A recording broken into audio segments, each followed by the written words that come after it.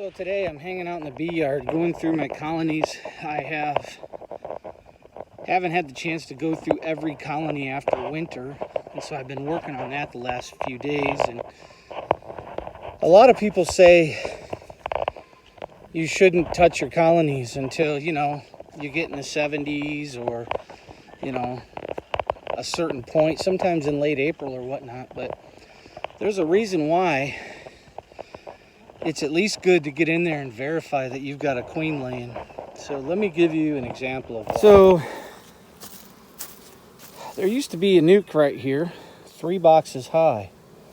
And all the evidence that I had was that it was a very strong colony coming out of winter. Let me go over here then. Then there was this colony right here and this colony right here.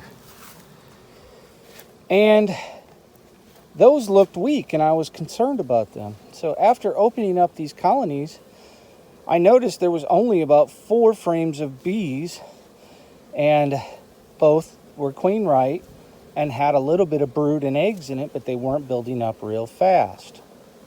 And the reason why is they're only going to lay as much eggs and brood that the amount of bees in the colony can handle. So anyway, permaculture taught me this. I don't know if any of you are into permaculture, but permaculture, one of the things they teach is that the problem is the solution, okay? So when you start learning to think that way, you come to find solutions. So here's the interesting point. So I was able to get through these 2 colonies one day, and I was terribly concerned with how weak they were coming out of winter. And I was sweating all night trying to figure out what I could do. Should I, combine them? It was too early in the season to steal brood from anybody. None of the colonies had more than maybe 3 or 4 frames of brood. And some of those I need to be bigger colonies. But anyway, point being, I was concerned all night. So the next day I come out here and I start doing the inspection on that hive that was in that open spot there, which actually is now this. It was 3 boxes of bees and probably had a good 10 to 12 frames of bees in it. Well, actually, let me go back on that. That was a different colony. There was a good 8 frames of bees in that colony. So here's what I ended up doing. I set the bees down overnight, I compacted them, and I divided up the resources, and I took a five frame nuke, dropped it right on top. I took one of the 5 framers, put down some newspaper, dropped it right on top, and did the same thing here. And basically, I ended up giving each of these colonies about 4 frames of bees, 4 to 5 frames of bees. And I did this in the morning before they started flying. This way, I didn't have to deal with too many stragglers trying to find an open spot over there. Because what's going to happen is all the bees that are flying in the air are going to be looking for this spot, which is open. So it's not a huge ordeal because they'll either go into this one or this one. No big deal. But the main reason why is I wanted to get as many bees as I possibly could in there. Now, one thing I noticed today is I have a lot more activity from this colony here. But I've already removed the newspaper from here. And I have not yet done that on this one. Because I think I did this a day later. So that would make sense why.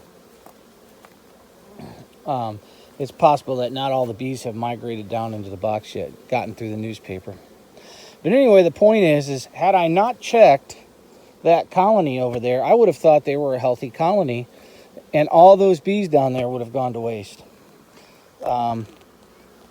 Eventually they would have just died out.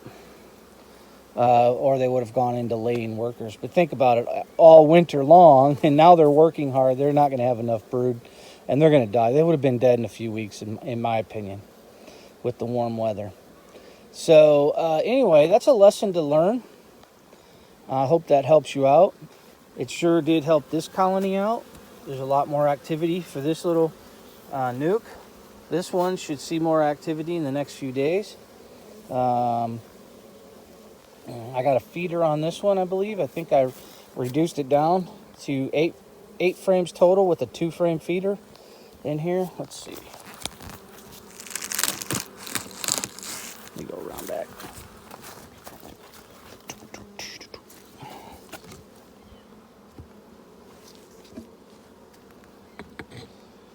Pretty sure I put a frame feeder in there. Yeah, see that? Look at that. Look at all that activity, plus look at all the bees in that feeder. They are really cranking now. So I saved this. Well, okay, let me say this. I don't think I saved this colony. I do think that this colony would have built up very slow. I need to pull a nuke off of this in late May. So, oh, check this out. So I use the Jono's Easy Vap, and on the back of the bottom board, you drill a 1/4-inch hole so you can stick the Easy Vap up inside there, and the bees are actually using it for an entrance on this one. So anyway, I got sidetracked on that one. But anyway, it is a good thing to go through your colonies. Try to get this cover on. Hang on a second. Anyway, it is a good thing to go through your colonies and to verify at least that they're queen right. So otherwise, you know, I would not have saved that colony that was over there. And the blessing of it all is that even though that colony did make it through winter, it was queenless, these two made it through the winter with queens, but very small colonies, 3-4 frames, I think, if I remember correctly. And they were weak. So the good thing is now I was able to strengthen these colonies.